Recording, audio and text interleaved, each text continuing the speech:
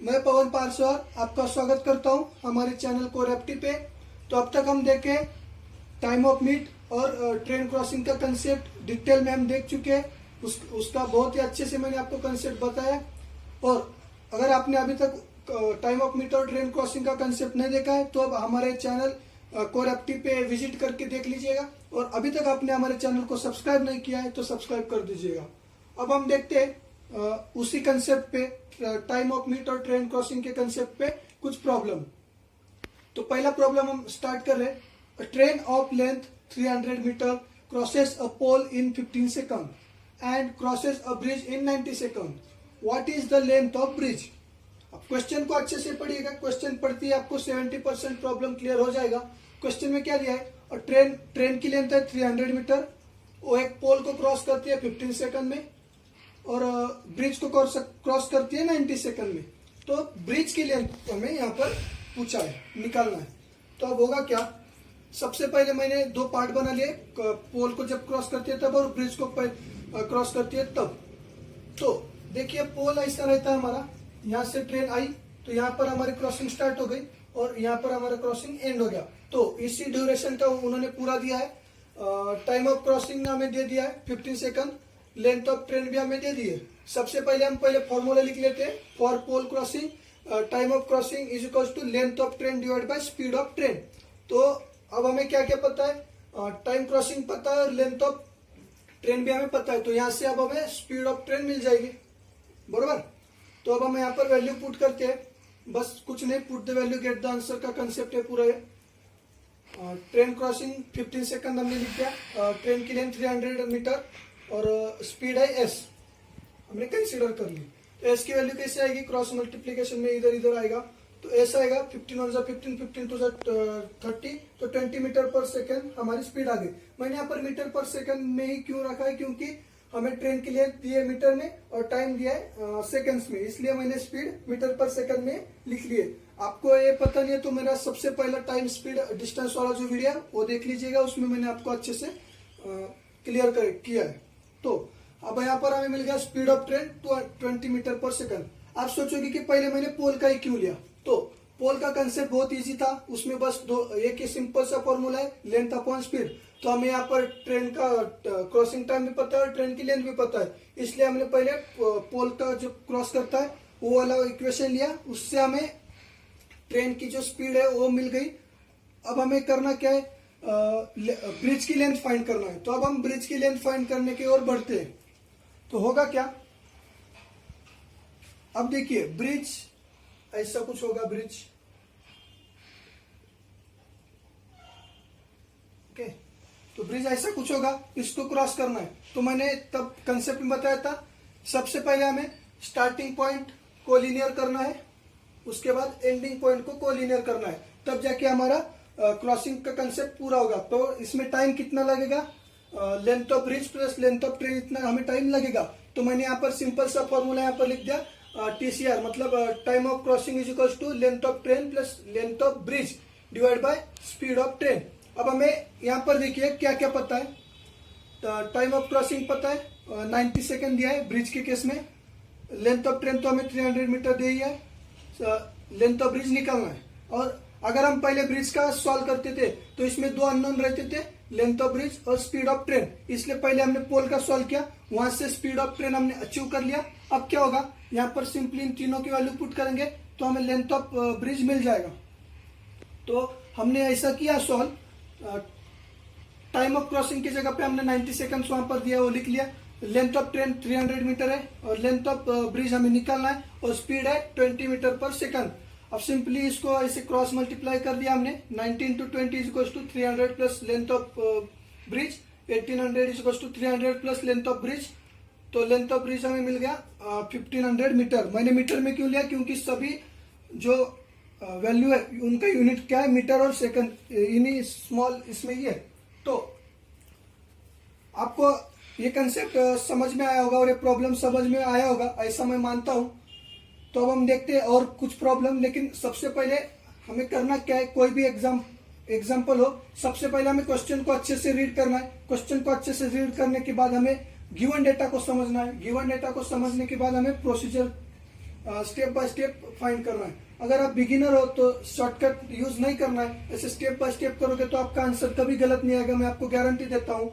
बस आपको plus minus कहाँ पर क्या है और कौन सी डायरेक्शन में क्या दिया है वो एक बार देखना होगा, बस इतना ही कंसेप्ट है। तो अब मैं और एक दो प्रॉब्लम लेके आपको समझाता हूँ। हाँ, तो अब हम देखते हैं नेक्स्ट क्वेश्चन।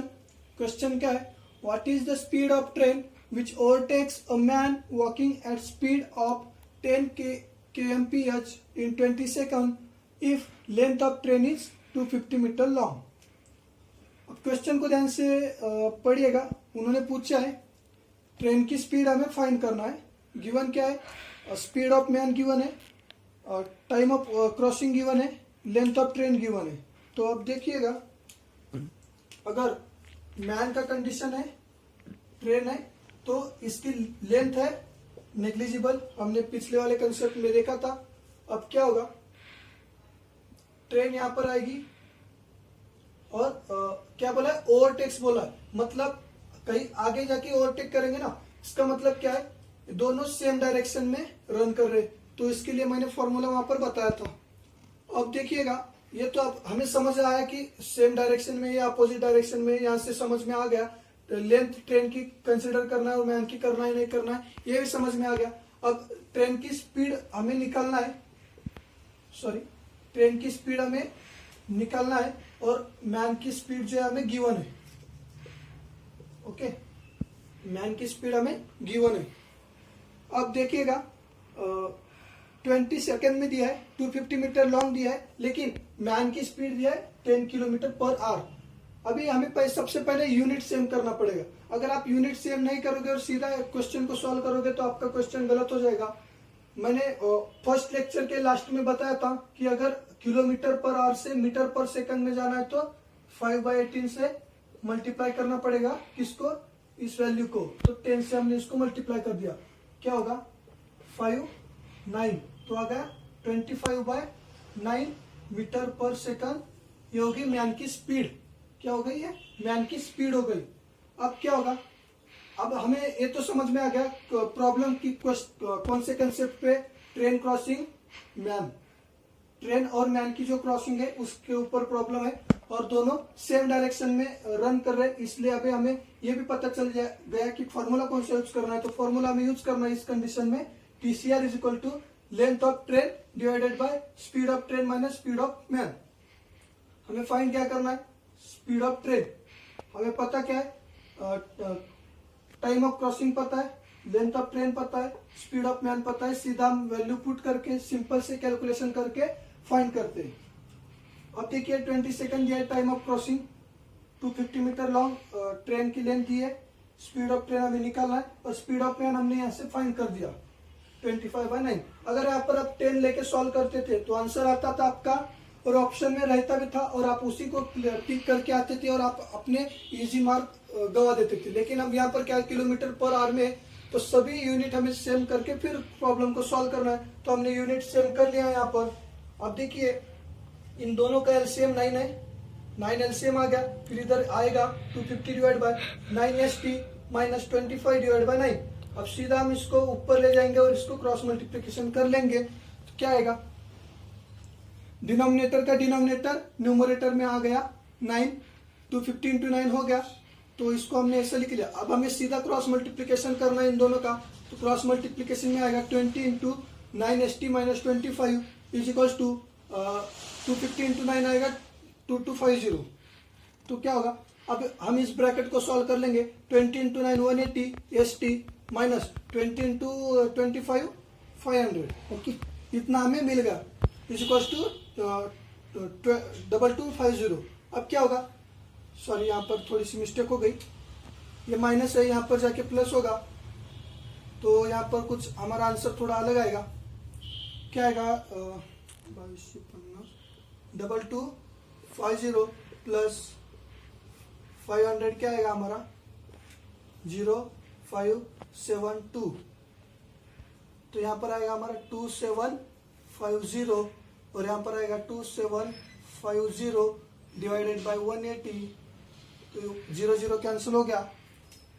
तो इतना हमारा आंसर आ गया। आंसर आ गया ST is equal to 275 divide by 18 metre per second, इतना हमारा स्पीड आ गई ट्रेन की।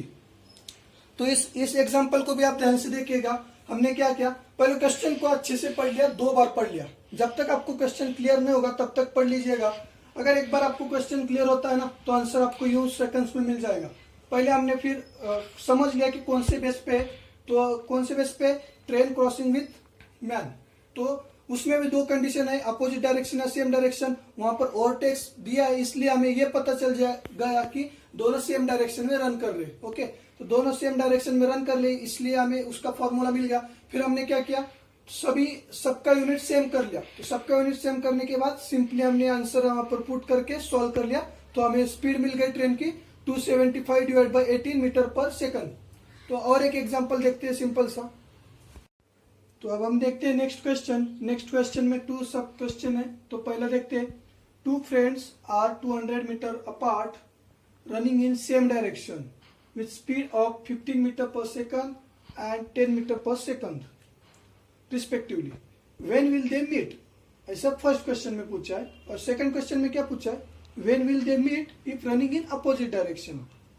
मतलब क्वेश्चन में ऐसा दिया गया है कि 2 फ्रेंड है, सपोज आप और आपका फ्रेंड 200 मीटर अपार्ट है और दोनों सेम डायरेक्शन में रन कर रहे हैं। कुछ उनकी स्पीड दिए तो कब मीट करेंगे, और अपोजिट डायरेक्शन में दिए तो कब मीट करेंगे। मतलब आप और आपका फ्रेंड 200 मीटर डिस्टेंस पे ठहरे हो और दोनों एक ही डायरेक्शन में रन कर रहे हो, तो कहीं आगे जाके मीट करोगे ना। और आपकी स्पीड 15 है और आपके फ्रेंड की स्पीड 10 है, तो कहीं आगे जाके आप मीट करोगे। तो कब मीट करोगे, कहां पर मीट करोगे, पहले पूछा था, अब पूछा है कि कब मीट करोगे। ओके, ये क्लियर हो जाना चाहिए आपको। मतलब आपको यहाँ पर टाइम पूछा है कि आप कब मीट करोगे, और पहले जो हमने क्वेश्चन सॉल्व किए थे स्पीड टाइम डिस्टेंस में, वहां पर डिस्टेंस पूछा था कि कब मीट करोगे। ओके, ये आपको ध्यान में रखना है। अब सेकंड क्वेश्चन में क्या पूछा है, गिवन डेटा सभी वही है, लेकिन बस अपोजिट डायरेक्शन में अगर आप रन कर रहे होंगे तो कब मीट करोगे, वो पूछा है। तो अब हम यहाँ पर क्लियर करते फर्स्ट क्वेश्चन। इसमें क्या दिया है, 2 फ्रेंड ए और बी 200 मीटर अपार्ट ठहरे। हमने बना दिया सिंपली, पहले की स्पीड 15 है और दूसरे की 10 मीटर पर सेकंड है।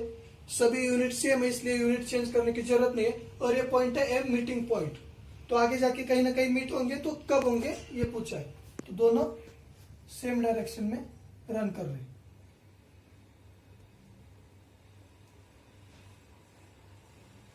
अब हमने पिछले लेक्चर में पढ़ा था टाइम ऑफ मीट।